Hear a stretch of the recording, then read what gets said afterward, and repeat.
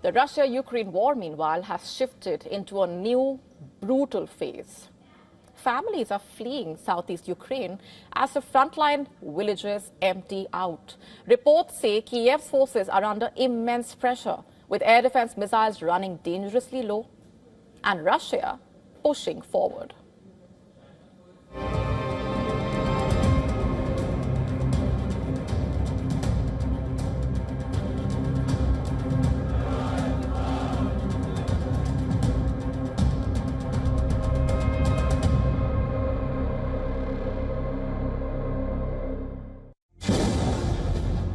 The ground trembles.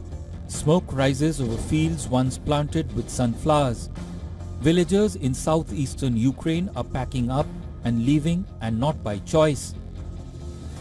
As Russian troops march towards the Zaporizhzhia region, civilians are abandoning their homes near the front line. The threat of shelling and drone strikes haunts every dusty road. It's scary. Nobody wants to die. I know I don't have much time left, but this kind of death... After all these shellings, when 3 houses in our village were destroyed, it became very frightening, and we decided to leave. First of all, it's about protecting the children, making sure they have normal living conditions. That's what we are afraid of. Police teams and volunteers roam the main regional road, which is shrouded in anti-drone netting, to rescue residents in danger. While closing on the so-called fortress belt of cities in the eastern Donetsk region, Russian troops are also advancing towards Zaporizhzhia, which is the capital of one of the 4 Ukrainian regions the Kremlin has claimed as its own, despite occupying only part of the Zaporizhzhia region. But this ground struggle is not the only strain on Ukrainian defense. The Ukrainian Air Force has acknowledged a critical shortage of missiles needed to intercept Russian strikes. Some air defense launchers sit with only a fraction of their usual ammunition, sometimes just 2 missiles where 6 should be ready. That shortage comes at a punishing time.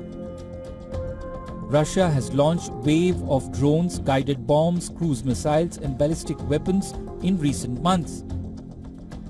President Zelensky has urged allies for more systems and munitions to protect cities, infrastructure and civilians, especially during the harsh winter when damaging energy networks can deepen the toll. Analysts reviewing air defense data paint a clear picture. Fewer interceptors mean more Russian weapons are breaking through, striking power grids, homes and vital facilities across Ukraine. On the diplomatic front, a second round of talks between the warring sides ended on Thursday with no breakthrough on key issues announced.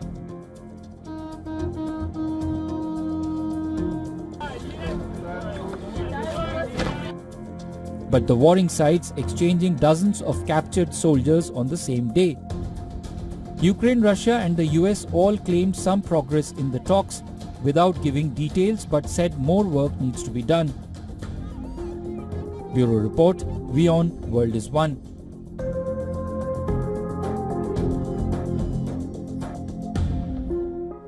Power, politics and personal branding colliding once again. Reports saying President Trump floated a startling bargain behind closed doors, reportedly offering federal money for a critical New York tunnel in exchange for his name on the project. Our next report getting you a look at the naming spree undertaken by the US president.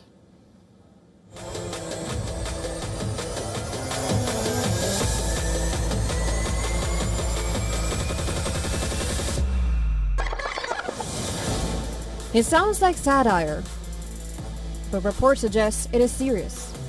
Donald Trump reportedly offered to unfreeze billions of US dollars in federal funding for a long-delayed New York City rail tunnel. Trump has one condition: name it after him.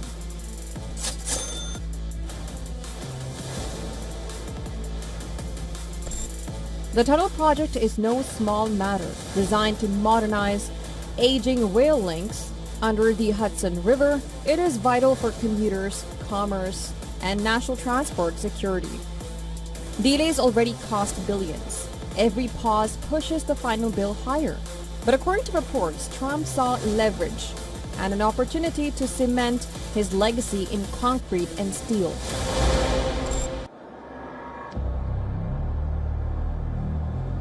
Trump also wants Washington's Dulles International Airport to be named after him. The airport in U.S. Capitol carries the name of John Foster Dulles, a towering figure in U.S. foreign policy. He served as a U.S. Secretary of State under President Dwight Eisenhower in the 1950s.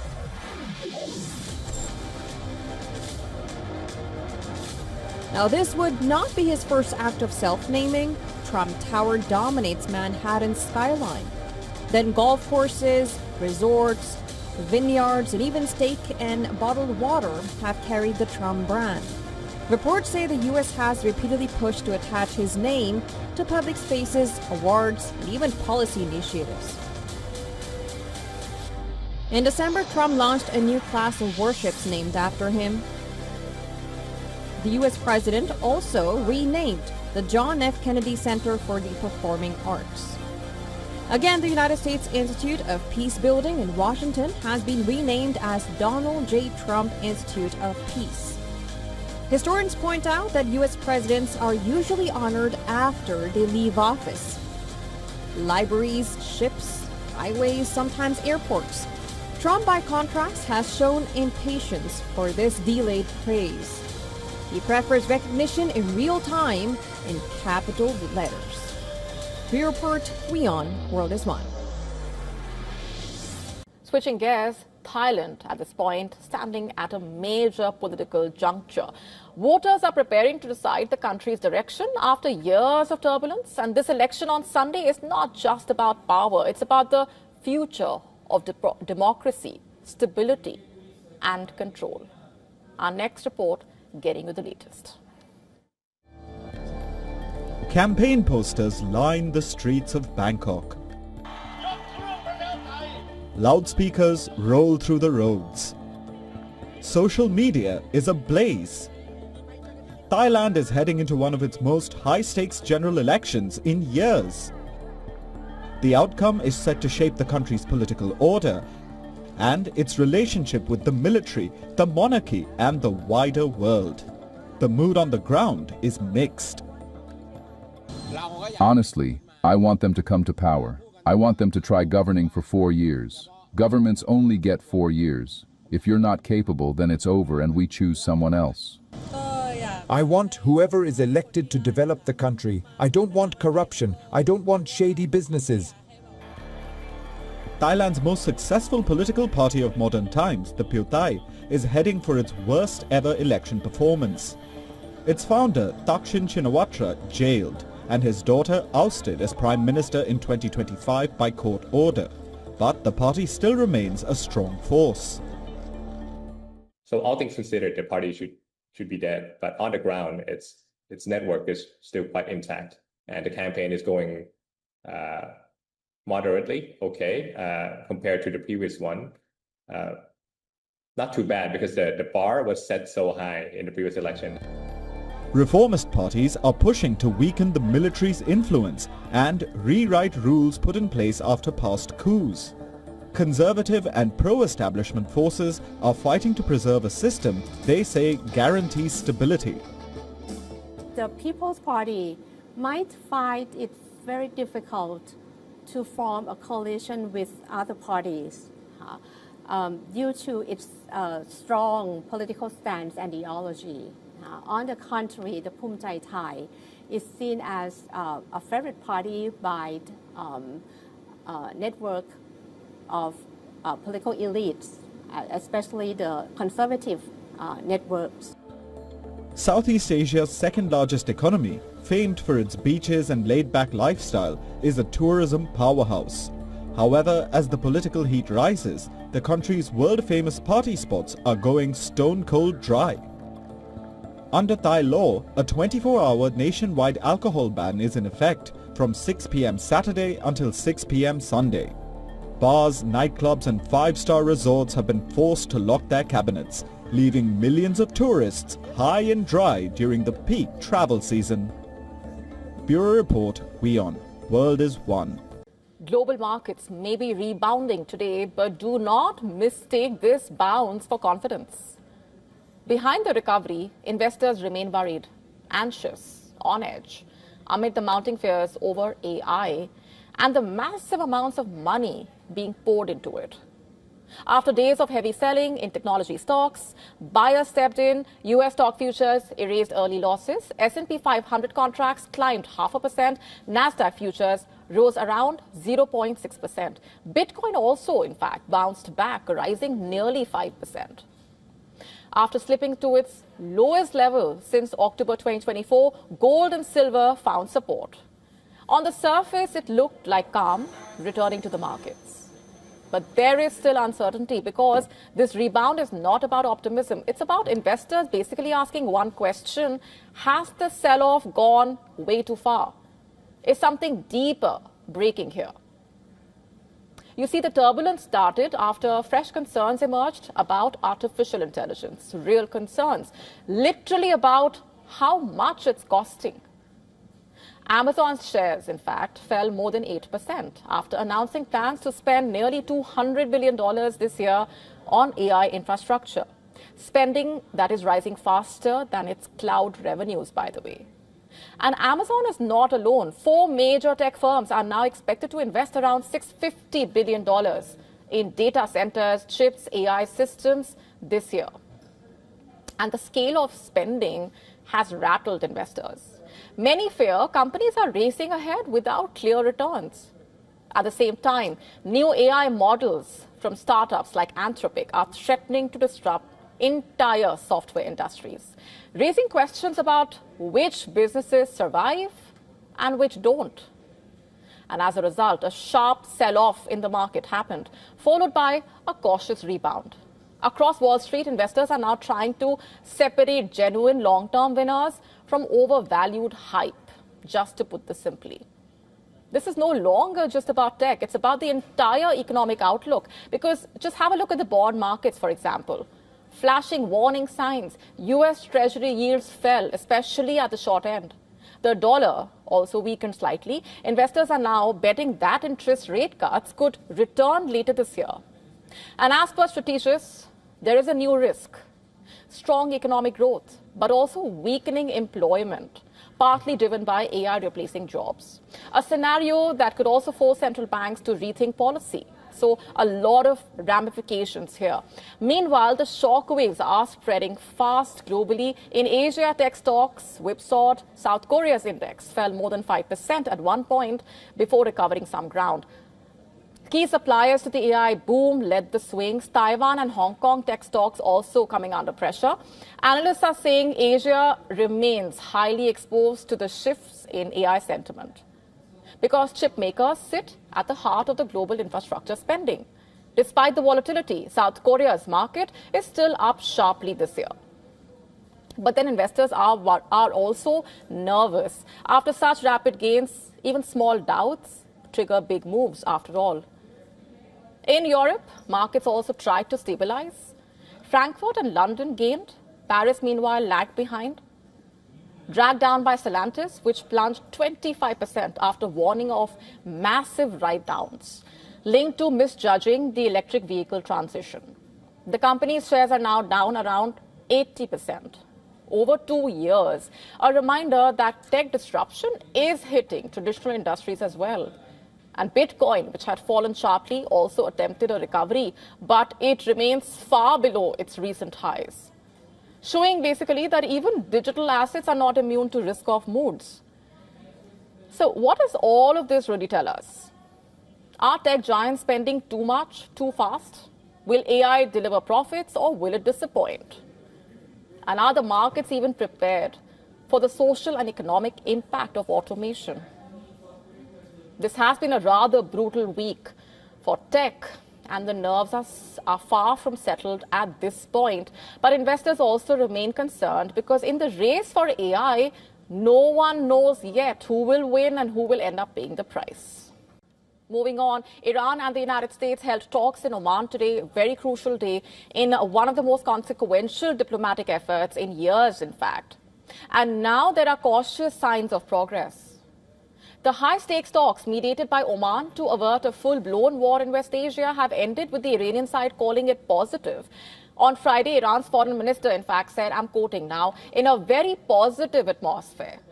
Our arguments were exchanged and the views of the other side were shared with us. According to the minister, the two sides will decide on the modalities and the timing of the future talks at a later date. And he said negotiators will now determine the way forward after consulting with their respective capitals. In his words, the way forward will depend on our consultations with our capitals. That's the statement.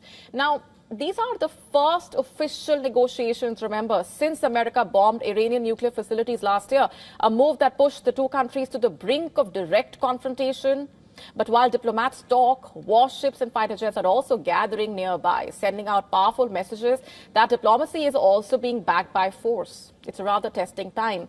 But what is it that Iran actually wanted from these talks? Let's just take stock of that right now. American and Iranian officials met separately with Oman's foreign minister, who is acting as the mediator. He held discussions with Iran's top diplomat, Abbas Araghchi, and the U.S. Special Envoy, Steve Witkoff, along with Trump's son-in-law, Jared Kushner. Oman's foreign ministry has said that the talks focused on creating conditions to resume diplomatic and technical negotiations. Just to put this simply, both sides tested whether serious talks are even possible amid the low expectations. Earlier, U.S. officials have told Western publications that they want these talks to go beyond nuclear issues. We've been telling you about that. In fact, they wanted the talks to cover Iran's missile program and its support for the groups in the region. Iran, however, made its position very clear. For Tehran, this is about one thing and one thing alone: nuclear sanctions relief. Nothing else. And that is where the first major clash begins. You see, the central dispute here is over uranium enrichment. Western countries and Israel accusing Iran of trying to develop nuclear weapons, something that Tehran strongly denies. Before last year's war, Iran was accused of enriching uranium up to 60% purity, dangerously close to weapons-grade levels. And for context here, nuclear weapons require enrichment of about 90%. Under the 2015 nuclear deal, Iran was capped at just 3.67%. But then after America withdrew from that deal in 2018, Iran gradually abandoned its limits. And now President Trump is demanding something far stricter, a complete end to enrichment. Iran says that's a red line. It insists it has the right to peaceful nuclear energy under international law. The second major issue here is Iran's stockpile of enriched uranium. After U.S. strikes on the sites at Fordow, Natanz, Isfahan last year, the location of more than 400 kilograms of highly enriched uranium remains unclear. Iran says much of it is buried under rubble. Officials claim it's too dangerous to retrieve and that they are discussing safety measures with the UN nuclear watchdog. Now, several countries, including Russia, have offered to store Iran's uranium abroad. Tehran has refused.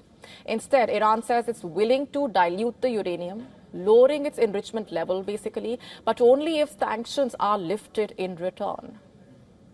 In other words, no economic relief, no nuclear compromise. Iran wants nuclear and nothing else. Washington disagrees, and that makes any comprehensive deal extremely difficult. Meanwhile, the pressure has also been mounting. U.S. warships, aircraft have gathered near Iranian waters. President Trump, in fact, has warned that bad things will happen if the talks fail. The White House has openly reminded Iran that military options remain on the table. Experts saying this military buildup is not accidental. It raises the stakes and also increases the risk of miscalculation.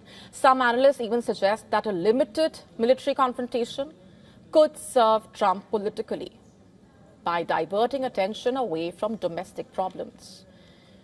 But Iran has also issued its own warning, of course. Officials are saying any attack would be treated as a threat to the survival of the regime and would be met with retaliation. To stay up to speed with the latest news, download the WION app and subscribe to our YouTube channel.